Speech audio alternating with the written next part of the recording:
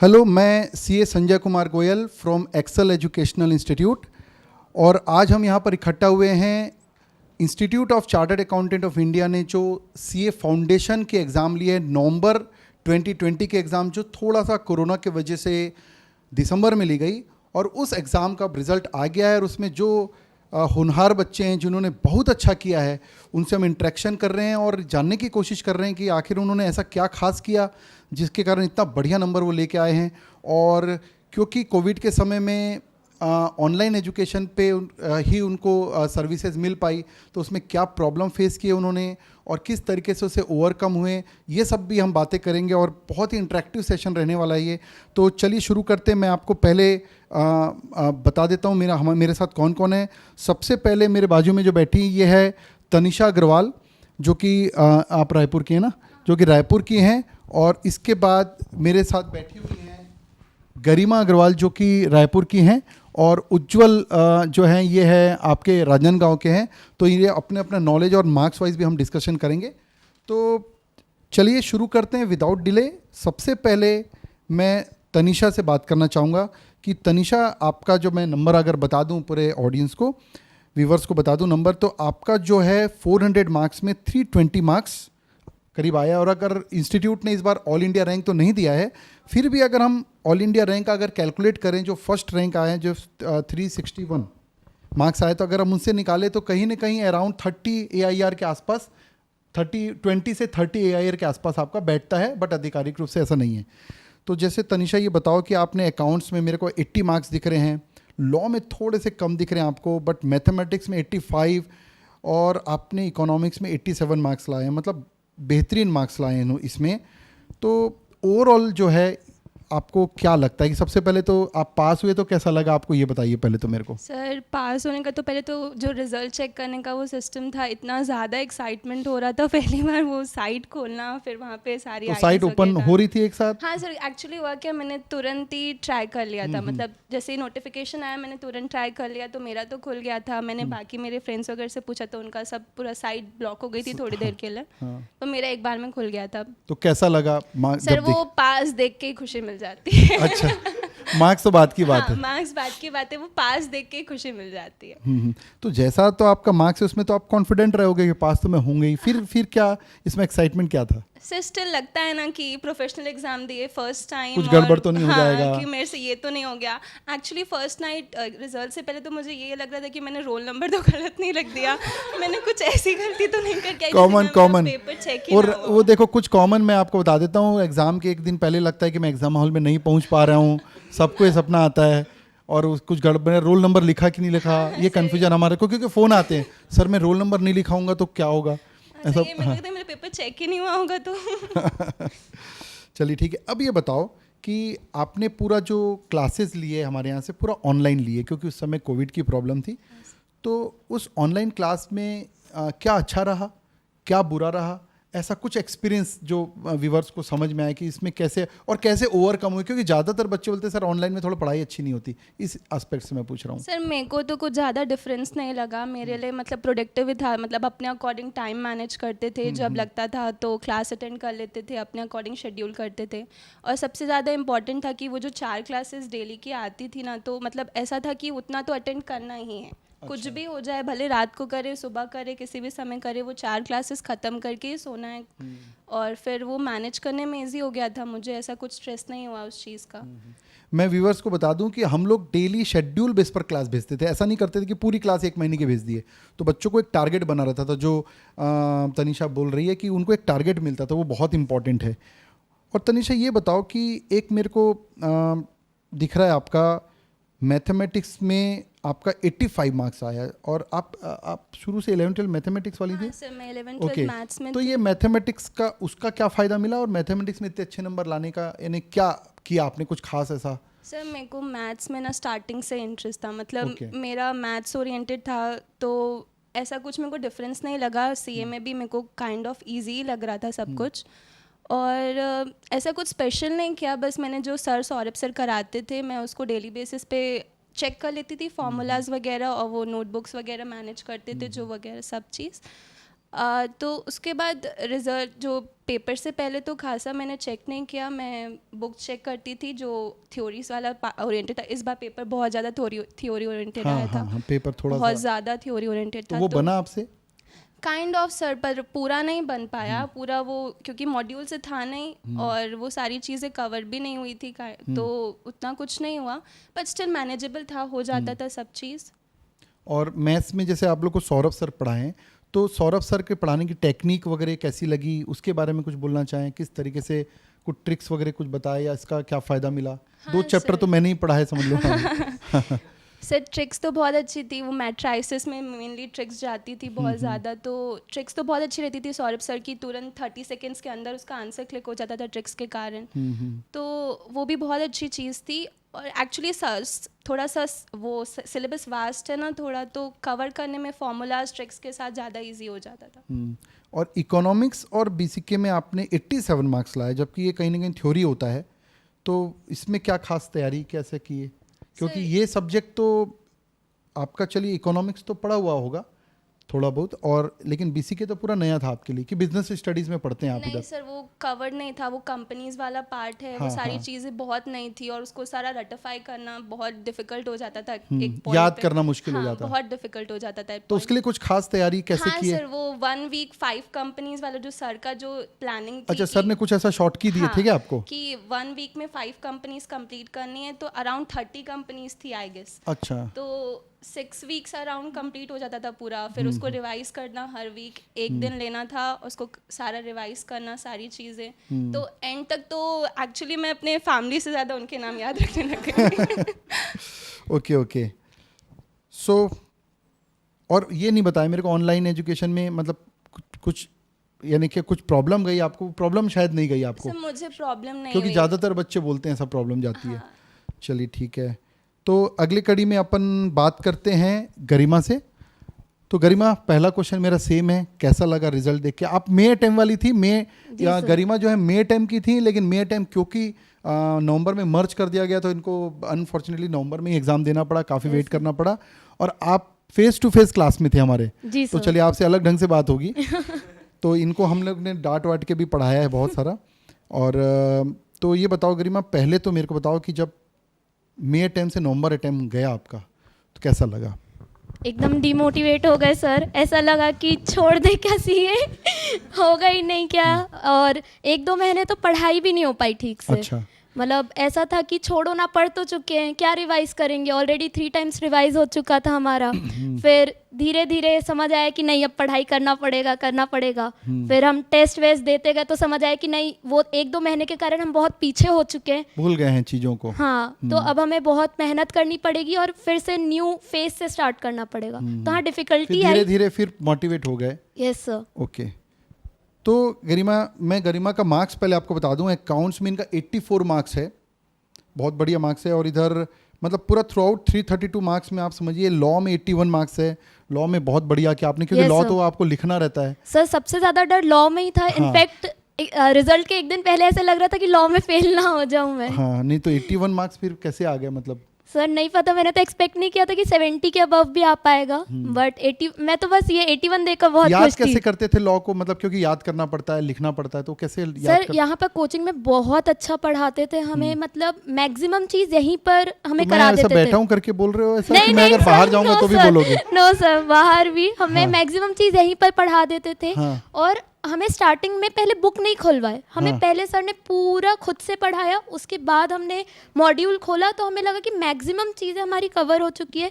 फिर हाँ, मॉड्यूल पे पढ़ते गए तो समझ आया कि हाँ ये चीज़ें और एक्स्ट्रा करनी पड़ेगी थ्योरी में, बाकी हो जाएगा। लिखने की प्रैक्टिस कैसे की, कि एग्जाम में लिखना है उसकी प्रैक्टिस कैसे की? सर लिखते थे जो भी, मतलब ऐसा रहता था कि टेस्ट वेस्ट तो देते थे तो उसमें भी हो जाता था, और टेस्ट के थ्रू हो जाता था। टेस्ट के थ्रू हो जाता था, तो कभी ना कभी थोड़े बहुत लिखते ही थे, नोट्स खुद से भी बनाते थे और यहाँ पर भी बनवा ही देते थे। ओके, और मेरे को आपका खास नंबर जो दिख रहा है ना, वो 84 मैथमेटिक्स में दिख रहा है। तो मैथमेटिक्स से ऐसा प्यार कैसे हो गया, कैसे इतना नंबर आ गया? सर मैं कॉमर्स विद मैथ्स से थी तो मुझे। अच्छा, कॉमर्स विद मैथ्स थी। यस सर, तो तो मुझे कॉमर्स विद मैथ्स लेने में बेनिफिट मिलता है मतलब इधर? यस सर, बहुत ज़्यादा, क्योंकि 11th-12th का बहुत सारे हार्ड चैप्टर्स यहाँ पर आते हैं जो आपको जब 11th और 12th में पढ़ते हैं तो बहुत हार्ड लगता है, पर यहाँ पर हमें इतने इजी ट्रिक्स बताए कि ऐसा लगा कि देखो दोनों में फ़र्क है। आप 11th-12th में जो पढ़ते हैं उसका एग्जाम का एनवायरनमेंट अलग है, यहाँ पर आपको फास्ट बनाना है, तो Yes, इसमें sir. ट्रिक्स का सहारा और लेना हाथ पड़ेगा। में कैलकुलेटर है तो और कुछ चाहिए ही नहीं लगता है। अच्छा, इसमें कैलकुलेटर मिलता है, वहाँ कैलकुलेटर नहीं रहता? बिल्कुल आप नहीं लोगों रहता है, और हमें पूरा लिखना है प्रॉपर, यहाँ पर कुछ लिखना नहीं है आपको, जो भी ट्रिक है वो यूज करके आपको करना है। को? तो क्या एक्सपीरियंस रहा? मेनली सौरभ सर पढ़ाए आपको, Yes, वो sir. एक्सपीरियंस बताओ, और मैंने जो आपको टाइम वैल्यू ऑफ मनी पढ़ाई उसका एक्सपीरियंस क्या लगता है आपको, क्या रहा? Sir time value of money में पहले लगता था कि थोड़ा हार्ड होगा क्योंकि वो बहुत ही न्यू कॉन्सेप्ट था, हाँ, पर हाँ. आपने जब कैलसी यूज करना सिखाया उसके बाद हम देखते ही नहीं थे, हम लोग थ्योरी भी मतलब ठीक से नहीं पढ़े होंगे क्योंकि हम आपने इतना इजी बना दिया था उसको कि खुद से ही सब कुछ हो जाता था, फटाफट बनते थे एकदम तो इस फटाफट। अटेम्प्ट में सर जो टाइम वैल्यू ऑफ मनी के कुछ ट्रिकी क्वेश्चन आए वो बने आपसे? सर बहुत इजीली बन गए, क्योंकि बहुत कुछ क्वेश्चन इजीली। ट्रिकी आए हैं, एकदम सीधा लड्डू नहीं आए हैं। सर मेनली थ्योरी थोड़ा सा स्टैटिस्टिक पार्ट से थोड़ा ज़्यादा ट्रिकी उसमें आया था, बाकी प्रैक्टिकल क्वेश्चंस जो देखे जाए, जो न्यूमेरिक क्वेश्चंस थे वो बहुत इजीली बन रहे थे। ओके, और जैसा फेस टू फेस क्लास में आप थी तो उस समय ओवरऑल क्लास का एनवायरनमेंट, टीचर्स, या अब आप तो यहाँ स्टाफ सपोर्ट भी बता सकते हैं, ओवरऑल एकेडमी का एनवायरनमेंट, उसके बारे में क्या ओवरऑल लगता है आपको, जो दिल के अंदर से आ रहा है आपके? सर हमारा ऑलमोस्ट 7 o'clock से सुबह क्लास चालू हो जाता था। इनफैक्ट हमने ये भी बोला था कि ठंडी के समय तो दिसंबर के समय कम से कम 8 बजे कर दे, पर किसी ने माना नहीं। यस, तो पर फिर भी इतना अच्छा माहौल होता था, मुश्किल से 10 मिनट का ब्रेक मिलता था, उसमें खाना है, उसी में जो भी आपको रिलैक्स होना है, बट इतना अच्छा हो जाता था और सब चीज़ यहाँ पर हो जाता है। घर में जाकर बस एक रिवाइज करना है, 1 hour और 2 hour डिपेंडिंग कि कितना पढ़ाई हुआ है। और That's पूरे it. क्लास के दौरान कोई ऐसा इवेंट जिसमें आपको अच्छी डांट पड़ी हो किसी से, और जो डांट? शेयर करना चाहो आप? नहीं, डांट तो नहीं पड़ी, फ्रेंकली सेइंग नहीं पड़ी, बल्कि मतलब टेस्ट वगैरह में अच्छे ही मार्क्स आते थे, हमेशा मेरा 1st, 2nd, 3rd रैंक में ही रहता था, अच्छा, तो गिफ्ट वगैरह भी मिलते थे, अच्छा लगता गिफ्ट था। मिलता था आपको? हाँ, अच्छा yes, लगता sir. था। नहीं, हम लोग बहुत सोचे कि ऑनलाइन में कैसे इनको गिफ्ट दें, फिर हम सोचे यार कोई कैश गिफ्ट तो अच्छा नहीं लगेगा, कुछ पेन वेन कैसे भेजे, हम लोग थोड़ा सोचे बारे। सर मतलब मेरा पूरा ड्रॉर वो पेन के गिफ्ट से भरा पड़ा हुआ है। नहीं, रियली में एक चॉकलेट भी बच्चों को इसलिए मिलती ना, तो बहुत बड़ा हम देखते हैं, मतलब ऑनर रहता है एक्चुअली में, बहुत ऑनर। मतलब वो जब हम लोग फेस टू फेस में देखते हैं कि जब वो स्टेज से बच्चा चॉकलेट लेके भी उतरता है ना, तो वो एकदम ऐसा मतलब हो जाता है वो, और उसको मिलती नहीं खाने को, बेंच वाले खा जाते हैं ट्रू उसको, लेकिन उसको मज़ा आता है बहुत। ये तो हम लोग को हमने देखा है। तो अगली कड़ी में मैं उज्जवल, आप बताओ, आप बहुत डाउट पूछते थे, मेरे को याद है, और आप बहुत सारे डाउट पूछते थे, इसलिए मेरे को आते ही मैं बोला आपको। तो उज्जवल, आपको पहले तो बताओ कि आप राजनांदगांव से हो ना? Yes sir. जैसा कि मैं पहले बात भी कर रहा था आपसे, राजनांदगांव की हवा थोड़ी सी अलग है। राजनांदगांव वाले कुछ अलग ही कमाल करते हैं, हवा पानी सब अलग है सर। या तो वो राजनांदगांव में रहते हैं और निकलते हैं तो फिर वो सीधा अमेरिका निकल जाते हैं, और कहाँ निकल जाते हैं मैं देखा हूँ। तो आपका उज्जवल का मैं मार्क्स आप लोगों को बता दूं, इनका मार्क्स जो है वो बहुत बढ़िया मार्क्स है, टोटल 326 मार्क्स लेके आए हैं। अकाउंट्स में 78 है, लॉ में इनका 80 मार्क्स है, मैथ्स में भी 79 है, और स्पेशली मैं मेंशन करूंगा कि इनका इकोनॉमिक्स बीसीके में 89 मार्क्स है, मतलब एक नंबर वाला आते तो 90s टाइप का दिखता, मतलब। तो भाई ऐसा क्या कमाल किया इसमें, बताओ मेरे को। Sir economics and BCK sir दोनों मेरे पसंदीदा सब्जेक्ट रहे, मतलब आई रियली लव देम। मतलब बीसीके में भी जो बिजनेस ओरिएंटेड स्टडीज थी एनवायरनमेंट के थ्रू, एनवायरनमेंट के रिलेटेड, एंड जो उसमें कंपनीज जिसमें बहुत सारे मोस्टली सब लोगों को दिक्कत जाती थी, आई वाज लाइक कि मुझे पहले से पता था, क्योंकि ये बिजनेस मैगजीन हो गया, टाइम्स नाउ न्यूज़पेपर हो गया, बिजनेस न्यूज़ चैनल हो गया, जैसे सीएनबीसी आवाज, ये सब मैं देखते रहता था, मेरे इंटरेस्ट की मतलब कहीं ना कहीं बिजनेस से आपको थोड़ा सा एक अटैचमेंट है। यस, और फिर इकोनॉमिक्स में सर आप ही थे टीचर, तो आपके जो कंसेप्ट्स रहते थे, आप जो लिखवा देते थे शॉर्ट में, तो मतलब ऐसा होता था कि जब रिवीजन करना है तो पूरा नहीं पढ़ना। तो देखिए, अपने इकोनॉमिक्स के सब्जेक्ट का नाम वैसे इकोनॉमिक्स नहीं है, बिजनेस इकोनॉमिक्स। यस, कहीं ना कहीं अपना सब्जेक्ट बिजनेस से जोड़ता है उसको। Yes sir. तो सर उससे जो आप कनेक्ट करके आप जैसा पढ़ाते थे, एंड देन मैं खुद कनेक्ट कर पाता था, जो क्वेरी रहती थी आपको भेज देता था। सर मुझे तो लगता है कि 6 सब्जेक्ट में आउट ऑफ ऑल 6 सब्जेक्ट्स आप ही को सबसे ज्यादा परेशान किया हूं मैं। हाँ, मैं क्योंकि नहीं, मैं सोचता था सबको करते होंगे ये, मेरे को नहीं मालूम। हाँ रिस्पॉन्स आ जाता था। एंड सर 2-3 बार ऐसा भी हुआ कि मुझे वॉइस नोट में समझ नहीं आ रहा तो आपने बोला था कॉल कर लो, तो कॉल में भी अपनी बात हुई है जो आप मतलब 7 to 7:30 का टाइम प्रोवाइड करते थे, तो उसमें मैं इंटरेक्ट करता था। एंड आपको एंड अभिषेक सर को BCK के ओरिएंटेड, तो उसमें मैं पूछते रहता था मतलब हाँ कि नहीं ठीक है थोड़ा BCK अभिषेक सर ने पढ़ाया Yes, आपको, sir, तो हाँ। अभिषेक सर के साथ क्या एक्सपीरियंस रहा आपका? सर उन्होंने BCK एंड कंपनी लॉ भी पढ़ाया है। हाँ, BCK कंपनी लॉ तो मैं सुना हूँ कि सेक्शन वाइज याद हो जाता था सर बच्चों को। पूरा याद हो गया था। कई लोग बोले कि मतलब हमको सेक्शन समेत याद है। पूरा सर सेक्शन समेत एंड विथ डेफिनेशन कि हाँ ठीक है 262 में OPC दिया है तो हाँ ठीक है वो वैसे ही रहेगा। तो मतलब बहुत ज्यादा वो हो जाता था, अच्छा हो जाता था, मतलब बढ़िया था ओवरऑल एक्सपीरियंस। अपन देखो तो कंपनी लॉ तो सर सेक्शन वाइज हो गया, जो मेन क्वेश्चन थे सर ने पूरा रटा दिया था, आप ऐसा बोल सकते हो। पहले एक्सप्लेन करते थे एंड देन वो इतने फ्रीक्वेंट रिवीजन करा लेते थे सर, क्वेश्चंस पूछ लेते थे कि ऐसा तो रात के उठा लो आपकी याद रहेगा ही वो। तो एक बात बताओ, आप तो पूरा ऑनलाइन में लिए हो? यस सर पूरा मिले अब लगभग पहली बार ही मान के चलो, है ना? तो मेरे को ये बताओ कि ऑनलाइन एजुकेशन में क्या क्या प्रॉब्लम गई आपको? सर प्रॉब्लम तो सबसे मतलब शेड्यूल की प्रॉब्लम गई क्या? सबसे पहले ये थी प्रॉब्लम कि जो अराउंड 16 इयर्स का जो साइकिल थी, क्योंकि शुरू से स्कूल में पढ़ रहे अपन रेगुलर, तो स्कूल में ऐसा है कि हाँ 7 o'clock स्कूल रिपोर्टिंग टाइम है, तो इवन इफ आप रात के 2 बजे सो रहे हो कल जाना ही जाना है तो जाना ही है। तो यहाँ पर लेकिन लेक्चर मिस भी कर सकते हो आप। यहाँ पर ऐसा था कि प्रोक्रेस्टिनेशन जो अपन बोलेंगे प्रॉपर वर्ड, वो अगर आ जाता था ना तो वो बहुत दिक्कत जाती थी। तो ऐसा आपको एक्सेल से क्या मिला जो फेस टू फेस की जो कमी है ये थी, हमको मालूम है कि हमने उसको कोशिश तो करते थे हम कि उसको दूर करें ऐसा करके हम लोग एक्चुअल में ये सोचते रहते थे कि फेस टू फेस और इसमें डिफरेंस है, उस डिफरेंस को मिनिमाइज कैसे करें। एक चीज सर जो बहुत मुझे एकदम I am really loving it, I was really loving it कि जो एक्सेल से ना वीकली टाइम टेबल आ जाता था एंड देन वीकली आ जाता था कि आपको इस पर्टिकुलर डे में 4 लेक्चर्स देखने हैं, फिर नेक्स्ट डे में फिर 4 या 5 देखने हैं, तो आपकी तरफ से जो शेड्यूल आता था उसको मैंने फॉलो किया।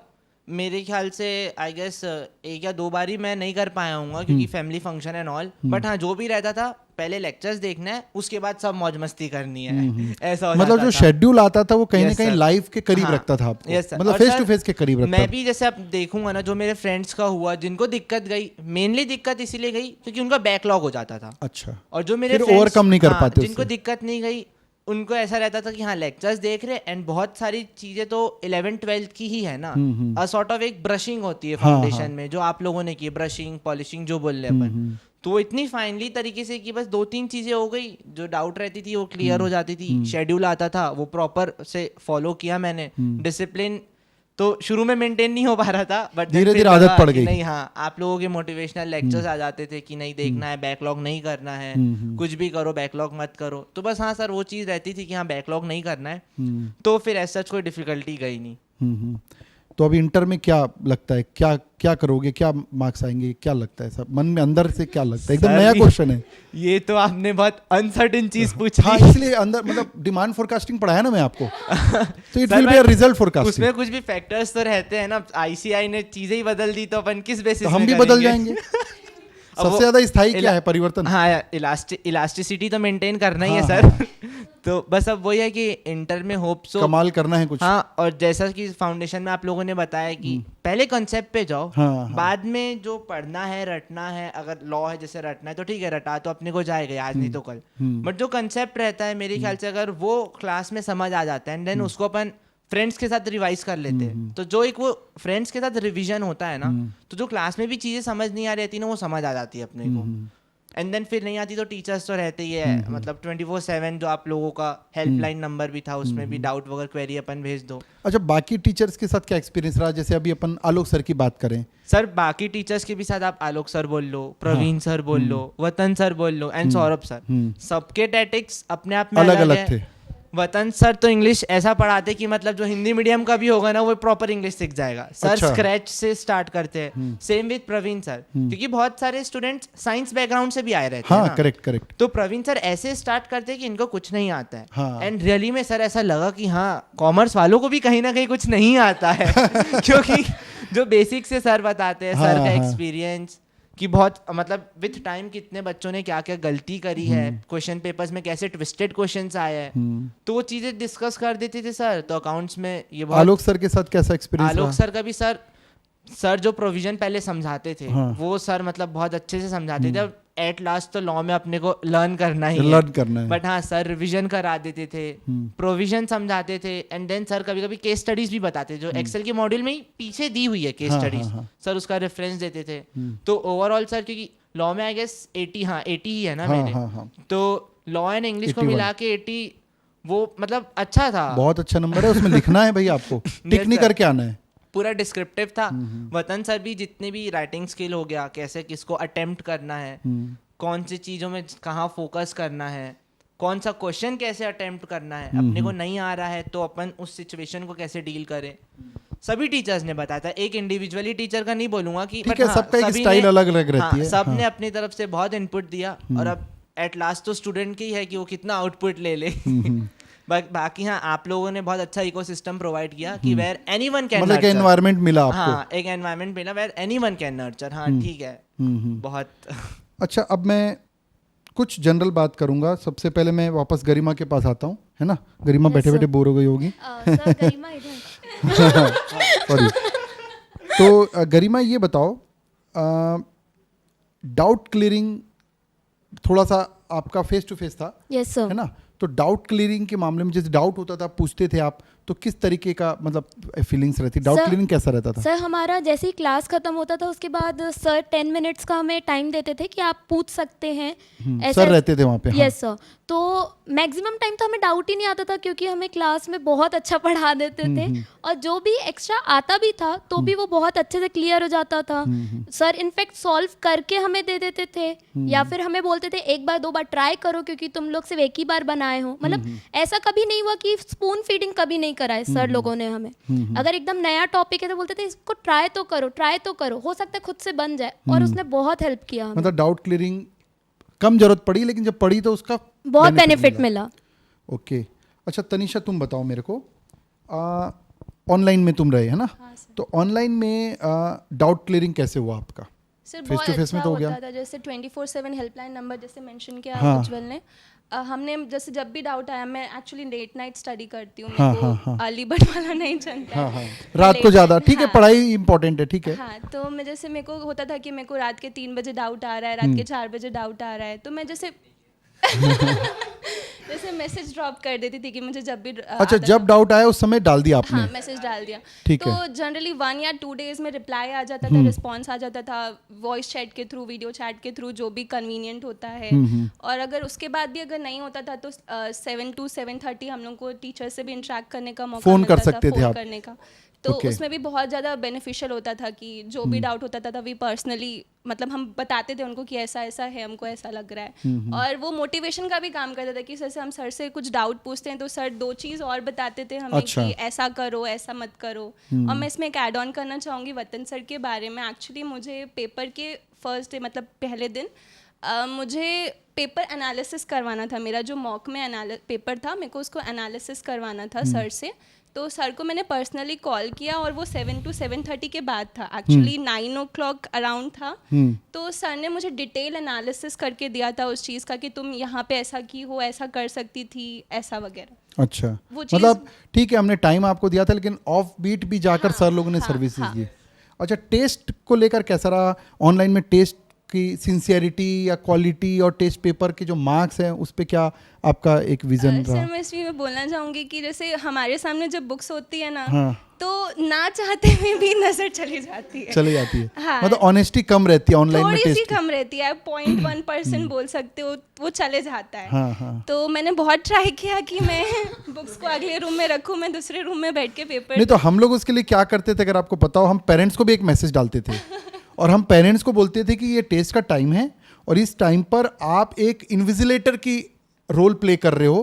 तो मतलब पेरेंट्स ध्यान नहीं देते थे कुल मिला के। नहीं तो हम तो यही चाहते थे कि पेरेंट्स उनको बैठा दे, बेटा ये अलग चेयर में बैठ जाओ और तुम टेस्ट दो। मतलब वो है ना, भूख लगी और खाना सामने रखा है तो नहीं रहा जाता वैसा वैसा। हाँ, सर सही बात है। अच्छा अच्छा।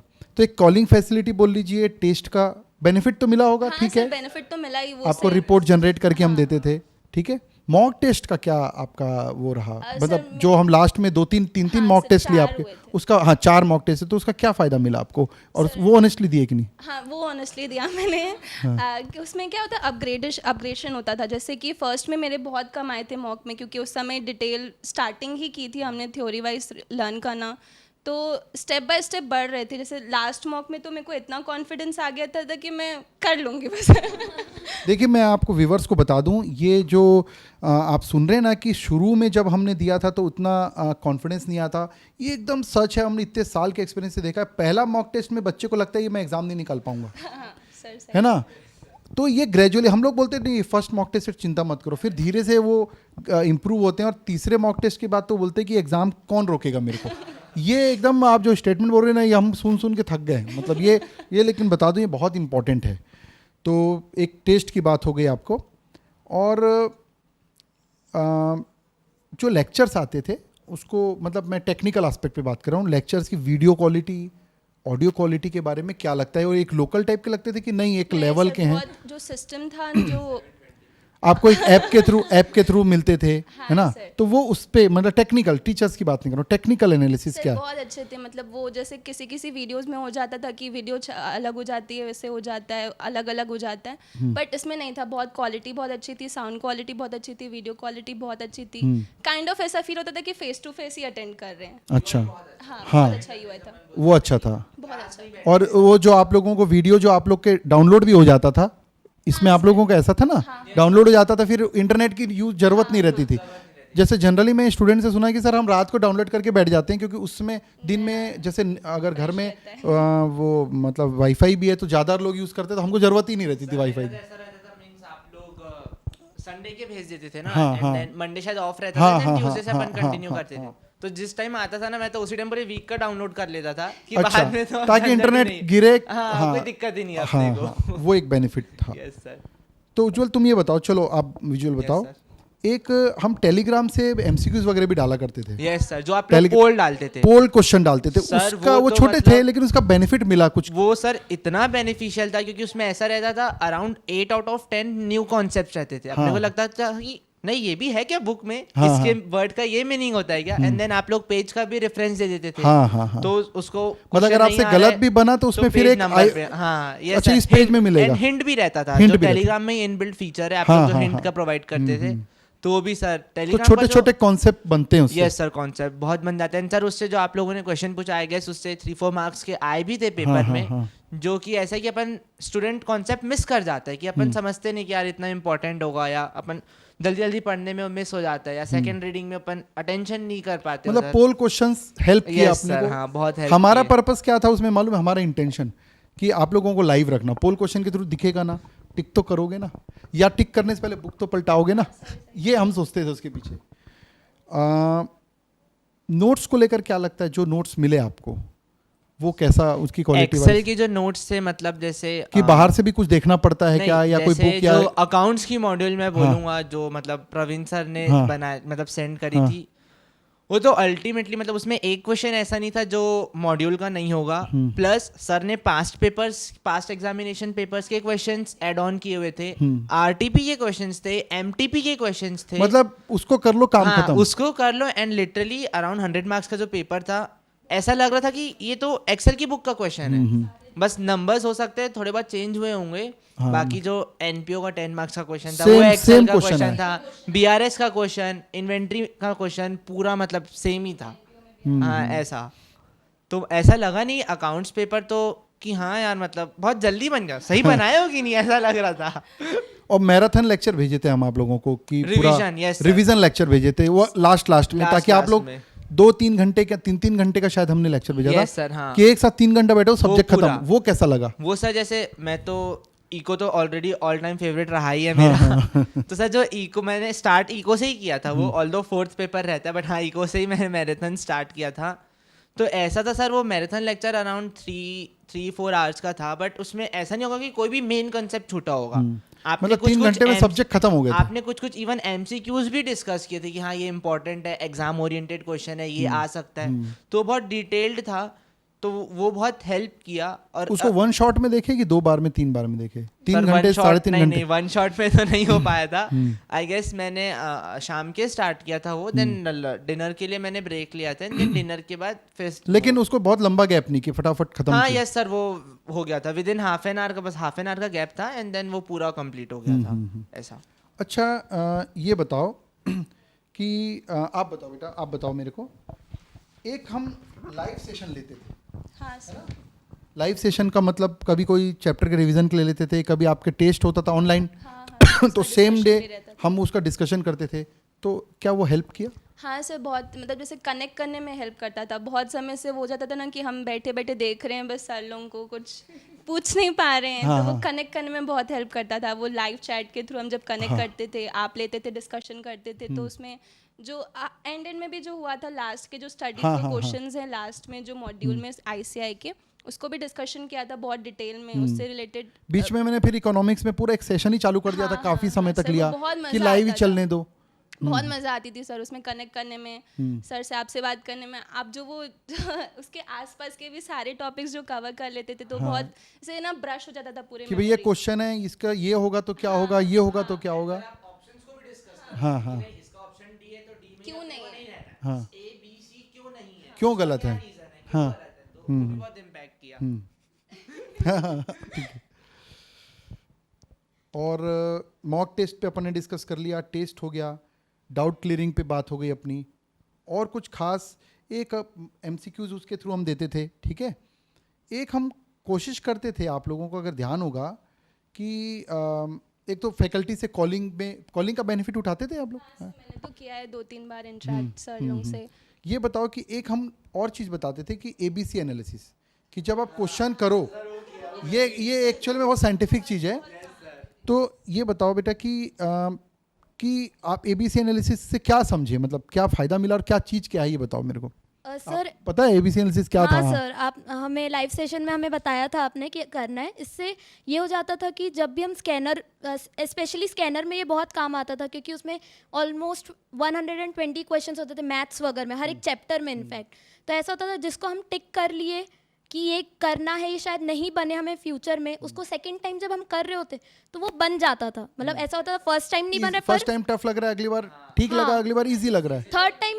लास्ट पेपर में जो C वाले मार्क क्वेश्चन थे, मैं तो देख के ही नहीं गई थी। तो बताओ ये, मतलब व्यूअर्स को ये बताओ, ये क्या है, इससे क्या बने, ये चीज़ क्या है, मतलब आपको समझ में आ रहा है, इनको समझाना, ये ABC क्या है, मतलब ये समझाओ थोड़ा सा। ग्रेडिंग करते थे क्वेश्चंस की, जो सबसे इजी रहते थे उसको C, मॉडरेट को B, एंड दैट जो टफेस्ट लगता था कि ये क्लिक नहीं कर रहा है एक बार में, उसको A कैटेगरी बना दी, मतलब टफ क्वेश्चन को A, मॉडरेट को B और जो इजी लग रहा है C। हाँ। तो इसका क्या बेनिफिट मिला सर सर? उसमें क्या होता था कि पेपर में सॉर्टिंग हो जाती थी कि पूरे अपन को मॉड्यूल के क्वेश्चंस नहीं देखने, जो A और B कैटेगरी के उसको देख के चले जाऊंगी तो भी आई विल क्रैक इट। और C इतने इजी है कि मैं नहीं भी रिवीजन होगा तो मैं एग्जाम में बनेगा ही बनेगा। बन जाए, क्योंकि हमारे पास समय बहुत कम था। तो मतलब अगर आपने C कैटेगरी को अलग कर दिया, मतलब आपने 1/3 क्वेश्चन अलग कर दिया, तो 1 डे रिवीजन में फायदा मिला आपको।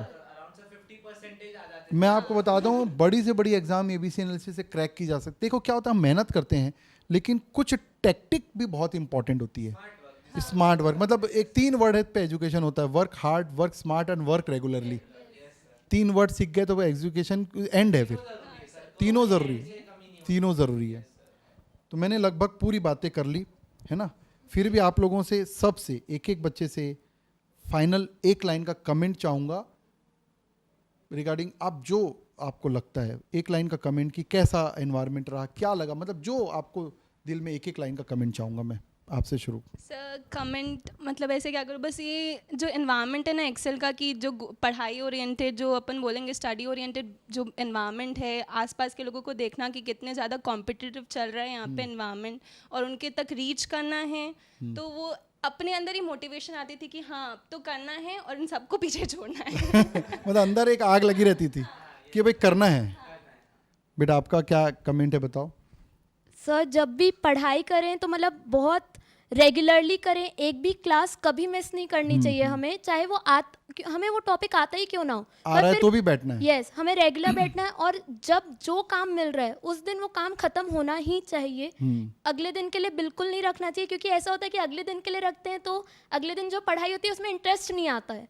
तो वो हमें एक्स्ट्रा रेगुलर होना लोडेड डे चाहिए। बन जाता है अगर Correct. आपने यहाँ का क्लोजिंग बैलेंस अगर ओपनिंग बैलेंस भेजा यस यस मतलब अपन अकाउंट Correct. लैंग्वेज बात करें तो और closing balance should be nil yes yes so that there will be nil opening balance yes sir इस साल का एक्सपेंस इसी साल राइट ऑफ होना चाहिए। बताओ बेटा सर अब मैं तो आप बस फाइनल कमेंट एक लाइन यही बोलना चाहूंगा कि मतलब first foundation specifically Excel is providing a ecosystem where anyone can nurture. उसमें अगर ये मैटर नहीं करता आपके 12th में मार्क्स कम थे या जितने भी थे, एंड बहुत सारे लोग बोलते हैं कि सीए करना है, बहुत पढ़ना है, अच्छे मार्क्स रहने चाहिए 12th में, तो इट इज़ नॉट नेसेसरी। बस कुछ की चीज़ें की थिंग्स रहती है, जैसे डिसिप्लिन हो गया, परसिवरेंस हो गया, एंड टीचर्स के गाइडेंस को कभी नेग्लेक्ट नहीं करना चाहिए। सर आप कभी भी पूछ लो जो अपने मेंटोर्स रहते हैं, अगर अपने से 20-30 ईयर्स आगे है तो किसी रीज़न से आगे है वो। इतना बड़ा आप इंस्टीट्यूट चला रहे हो तो आप कोई बात बोल रहे हो तो ऑब्वियसली उसको तो सर मतलब कुछ होगा हाँ, पत्थर की लकीर मान लो कि नहीं पढ़ना है, कुछ भी नहीं, हाँ ठीक है 2 घंटा पढ़, आप क्योंकि बोलते थे कि हाँ जो करना है मस्ती करना है जितनी कर लो, बट एक डेडलाइन बना लो अपने को, 1 आवर 1.5 आवर पढ़ना है तो मतलब पढ़ना है। क्योंकि ऑब्वियसली इको का लेक्चर रहता भी था अगर 1 आवर 1.5 आवर का, तो रिविजन करने में 10-15 मिनट से ज्यादा नहीं लगते वो भी थे। नहीं करोगे तो फिर कहाँ जाओगे। हाँ वही। सो आप लोगों ने देखा कि हमने बहुत डिटेल में और बहुत एक एक सब्जेक्ट वाइज और जनरल बात की, एजुकेशन के बारे में बात की।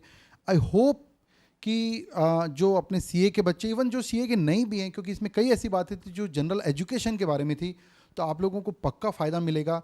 और मैं व्यूवर्स को एक चीज़ ज़रूर बोलूँगा कि इस पूरी बातों में जो आपको बहुत पसंद आई होगी ज़रूर अपनी कॉपी में नोट कर लेना, नहीं तो क्या हम भूल जाते हैं, ये मेरा है ना। तो क्या होता है हर बात हमको इतनी नहीं जचती, तो जो जचती कम से कम उसको नोट कर लो। और अगर आपको इससे कुछ बेनिफिट मिलेगा तो हम ये जो टाइम लगाए हैं बच्चों ने आज अपने इंटर के कीमती समय, क्योंकि अब इंटर में है सब, इनको कीमती समय निकाल कर आप बाहर से आए हैं, तो वो आपके पेरेंट्स भी आए मेरे ख्याल से, है ना, तो वहाँ से इतना टाइम लगाए तो उसका फ़ायदा मिलना चाहिए। हमारी टीम ने जो मेहनत की है इस वीडियो को रिकॉर्ड करने में, हमने जो टाइम दिया है उसका बेनिफिट मिलेगा। अगर आपको 5% भी बेनिफिट मिलेगा तो हमको लगेगा कि ये जो हमने समय दिया है ये वाकई में फ्रूटफुल हुआ है। और अंत में मैं इन सबको बच्चों को धन्यवाद देता हूँ और सीए इंटर के लिए शुभकामनाएं देता हूँ। Thank you sir. कि आप लोग बहुत ही कंफर्टेबली, ईजीली, कम एफर्ट से और बहुत नंबर लाएं, ठीक है, ताकि मतलब एक ऐसा सिस्टम आपके डेवलप हो जाए और ऐसा सर्कल बने आप लोगों का कि मतलब कहीं प्रॉब्लम ना हो। क्योंकि मेरा एक पर्टिकुलर मानना है, क्योंकि मैंने फील किया अपने लाइफ में कि circle is very important more than teacher. तो सर्कल भगवान आपका अच्छा बनाए और सीए फाइनल भी फटाफट निकल जाओ और बहुत बढ़िया करो और लाइफ में ऐसी जगह पहुंच जाओ कि हमको आप लोगों की अपॉइंटमेंट लेनी पड़े यही हम लोगों की कामना है। ओके फ्रेंड्स, तो आज के लिए बस इतना ही। Thank you, thanks.